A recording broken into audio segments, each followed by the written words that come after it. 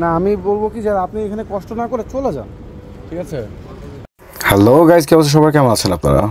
আজকে দুপুরের দিকে আমি একটা কাজের জন্য নাইফের দিকে গিয়েছিলাম। হঠাৎ রাস্তায় যাওয়ার সময় চোখে পড়লো একজন লোক ভিক্ষা করছে। আমার কেন যেন মনে হলো উনি একজন বাঙালি। তারপর ওনার সাথে আলাপ করে জানতে পারলাম উনি কলকাতা। সচরাচর বাঙালিদের এখানে ভিক্ষা করতে দেখা যায় না, তাই একটু তার সাথে কথা বললাম। আপনারাই শুনুন কি কথা বলেছি।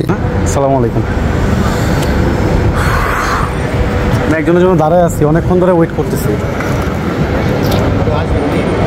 আমার একটা ফ্রেন্ড আসতেছে, এই জন্য আমি ওয়েট করতেছি। আপনার বাড়ি কলকাতা? আমি গেছিলাম কলকাতা, অনেকবার গেছি। কলকাতা গেছিলাম, আপনার হচ্ছে হুগলি গেছিলাম, হাওড়া গেছিলাম। হ্যাঁ, হাওড়া গিয়েছিলাম। আপনার জন্য আসলে আমি ভাঙতি করতে পারিনি, বুঝেছেন?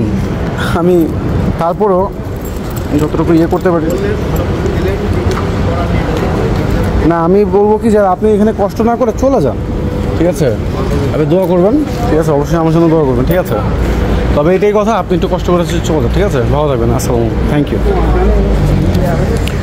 সো এই ছিল একটা মানুষের অবস্থা, যতটুকু আমরা দেখতেছি। মানে আমি ওনাকে বুঝতে দিইনি যে আমি ওনার ভিডিও করেছি বা কিছু। But actually to be honest, একজন বাঙালি হিসেবে বা একজন লাইক বাংলাদেশি, আমি বাংলাদেশি, উনি কলকাতার।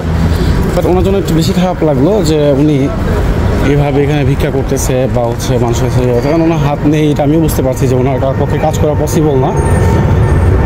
তো আমি এতটুকু ওনার জন্য দোয়া করবো। আমি ওনাকে অনেকবার খাবার সাধলাম বা খাবারের জন্য ইয়ে করছি, উনি কিছুই নেবে না।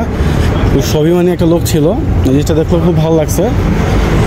দোয়া করে ইনশাল্লাহ উনি যাতে এখান থেকে তাড়াতাড়ি করে চলে যেতে পারে, তার ফ্যামিলির কাছে যেন চলে যেতে পারে, এটাই আমরা জাস্ট প্রে করবো।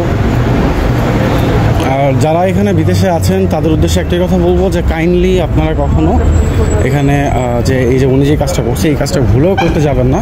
কারণ উনি জানে যে উনি দেশে চলে যাবে, হয়তো বা ওনাকে যদি পুলিশে ধরে, উনি পুলিশের কাছে ধরা দিয়ে একেবারে এসে চলে যাবে, যার জন্য উনি এখানে বসে এটা করতেছে।